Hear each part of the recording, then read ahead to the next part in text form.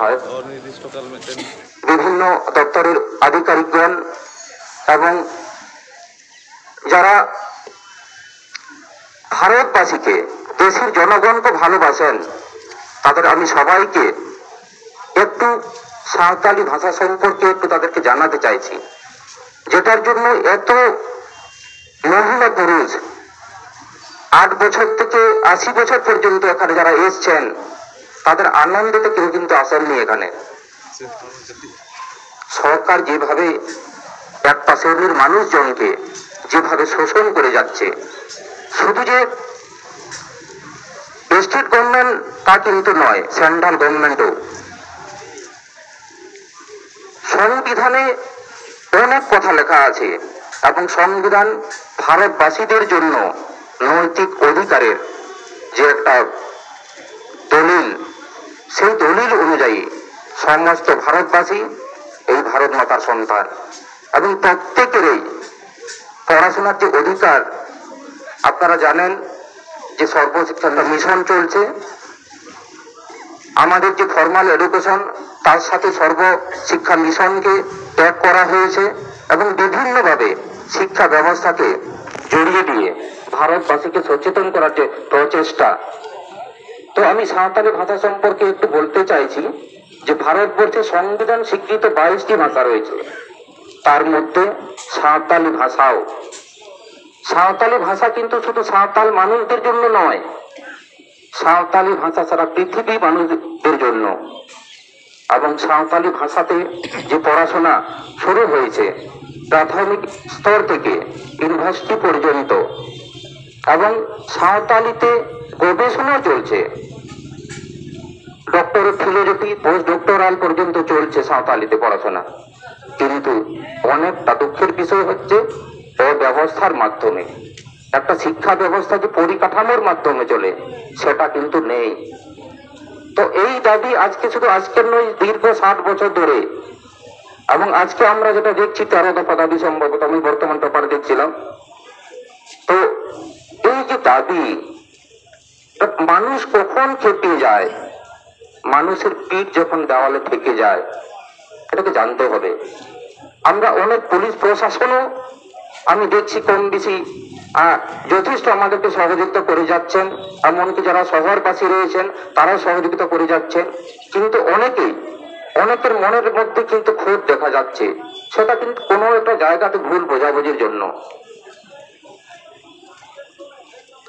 আপনারা রবীন্দ্রনাথ ঠাকুরকে মনে হয় কেউ জানেন না, সেটা মনে হয় সেটা হতেই পারে না। ওনার একটা কথা আছে যে মাতৃভাষায় মাতৃদুগ্ধ। আজকে যাদের মাতৃভাষা সাঁওতালি, যাদেরকে বাংলা মিডিয়াম হিন্দি মিডিয়ামে করানো, তাদেরকে পড়াশোনা করানোর জন্য বাধ্য করা হয়। আগে যদি যার মাতৃভাষা বাংলা তাকে সাঁওতালি মিডিয়ামে পড়াশোনা করতে তাকে যদি বাধ্য করানো হয়, দেখুন মেধা কিন্তু কোনো মাধ্যম এফেক্ট করে না, বাধা হয়ে দাঁড়ায় না। যে কোনো মাধ্যমে পড়াশোনা করলেই কিন্তু সে মেধা হওয়া যায়। আপনারা অনেকেই জানেন যে যারা ভাষাবিদ তারা কি বলেছেন, পৃথিবীর যে কোনো ভাষাতেই সেটা শিক্ষিত হওয়া যায় এবং সারা পৃথিবীর যারা তাবর বিজ্ঞানী তারা কিন্তু সবাই কিন্তু মাতৃভাষাতে। আপনারা চীনে যান, জাপানে যান, বিভিন্ন দেশে আপনারা যদি দেখেন সারা পৃথিবী তারা কাঁপিয়ে দিচ্ছে চীন জাপানের যে টেকনোলজি। ভারতবর্ষে আমাদের কি আছে? কিন্তু আমাদের ভারতবর্ষ তো বিচিত্র ভাষাভাষী দেশ, সংবিধান সেটাকে স্বীকৃতি দিয়েছে। সেই স্টেট গভর্নমেন্ট সেন্ট্রাল গভর্নমেন্ট পড়াশোনার ব্যবস্থাও করে দিয়েছে, কিন্তু অব্যবস্থা। আমরা চাইছি সেই ব্যবস্থা, সেই পরিকাঠামো তৈরি করা, সেটা মৌলিক অধিকার। সে মাতৃভাষায় মাতৃদুগ্ধ মানে তো আরাঙ্গে আয়ত বাকানা, সাঁওতালি মিডিয়াম স্কুলের জন্য 5 to 12 একটা হল রুমে পড়ানোর ব্যবস্থা সরকার করেছে। এর থেকে দুঃখের কি হতে পারে? এই দিকে জঙ্গলমহল হাসছে। আমরা সরকারের বিরুদ্ধে কিন্তু নয়, সরকার যেভাবে মানে কিছু শ্রেণীর লোকজনকে, মানুষজনকে শোষণ করে যাচ্ছে, সেটার বিরুদ্ধে, সেই ব্যবস্থার বিরুদ্ধে। তো আপনারা অনেকটা জানবেন সাঁওতালে আমি বলেই যাচ্ছি সাঁওতালিটা কি।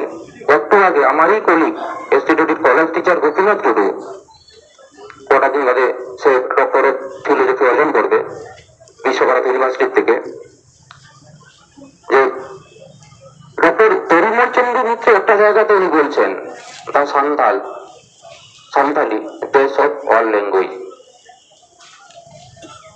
মানে পৃথিবীর একটা ভালো ভাষার মধ্যে সাঁওতালি তো বটেই, এবং অনেক ভাষাতে সাঁওতালি থেকে গঠিত হয়েছে। আমরা যদি কোনো ভাষার আমরা রুট আমরা যদি খুঁজি, আমরা যদি শিকড় যদি খুঁজি, একটা ভারতীয় বিখ্যাত ভাষা বিজ্ঞানী ডক্টর সুকুমার সেন একটা জায়গায় তিনি বলছেন, আমি একদম শেষ একটা বাক্যটা বলছি, তারপরে আস্তে আস্তে শেষ করার চেষ্টা করব, যে বাংলা ভাষার গভীর আলোচনার জন্য সাঁওতালির জ্ঞান অপরিহার্য। বাংলা ভাষার গভীর আলোচনার জন্য সাঁওতালির জ্ঞান অপরিহার্য। ওনার মাথা কি পাগল হয়ে গেছে?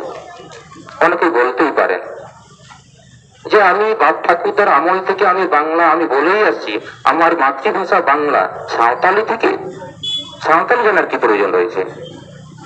আপনারা যারা ব্যঙ্গ বিদ্রুপ করেন একটু পুঁথিপত্র চর্চা করা দরকার। আমরা আসলে অনেক কিছু না জেনে আমরা অনেক কিছু বলে দিই, এবং এই জায়গাতেই সমস্যা। কেউ ছোট নয়, কেউ বড় নয়, সবাই আমরা ভারতবাসী। নানা ভাষা, নানা পরিধান। আজকে বেশিরভাগ আমাকে কম বেশি ভদ্র শ্রেণীর লোকেরাই আমাকে বলেছেন যে রাস্তাতে দেখছি বেশিরভাগ লোক যারা রাস্তাকে ঘেরাও করেছে, যে আমাদের মনে হয় না তারা পড়াশোনা জানে। আজকে তো শিক্ষা সম্পর্কে আজকে যে ঘেরাও চলছে, তো আমি বলবো বাবা যে তোমরা লিটারেট হয়েছ, তোমরা এডুকেটেড হওনি। কেউ এমএ পাস করলে কিন্তু এডুকেটেড হওয়া যায় না, সে লিটারেট মাত্র হয়েছে। এডুকেটেড যে মূর্খ সেই এডুকেটেড হতে পারে। আমাদেরকে বুঝতে হবে আসলে আমাদের যে ভারতীয় যে শিক্ষা ব্যবস্থা, গভর্নমেন্টের যে পলিসি, সেখানে শুধু ভোট নেওয়ার কৌশল। ভারতবর্ষের যেটা আদি ভাষা, ভারতবর্ষের যেগুলো আদি ধর্ম, সেইগুলোর স্বীকৃতি পাচ্ছে না। যেগুলো বিদেশি ধর্ম, কোথায় পার্সিয়ান, কোথায় জৈন, খ্রিস্টান ইত্যাদি ইত্যাদি ধর্ম, আমাদের সংবিধানে সেইগুলো স্বীকৃতি পেয়েছে। এবং আমাদের প্রশাসনিকগণ যারা পঞ্চায়েত স্তর থেকে যারা কাজ করেন, আদিবাসীদেরকে সবাই হিন্দুইজমে তারা তাদের রেখে দেন। তো আপনি কি পন্ডিত নিজে জেনে গেলেন যে তার রিলিজন হচ্ছে হিন্দু? আরে বাবা, সারি সারনা না থাকতে পারে, তার জন্য একটা আধার রয়েছে, আধারটাই ঠেলে দিন না কেন, আপনি হিন্দু কেন তাকে লিখছেন?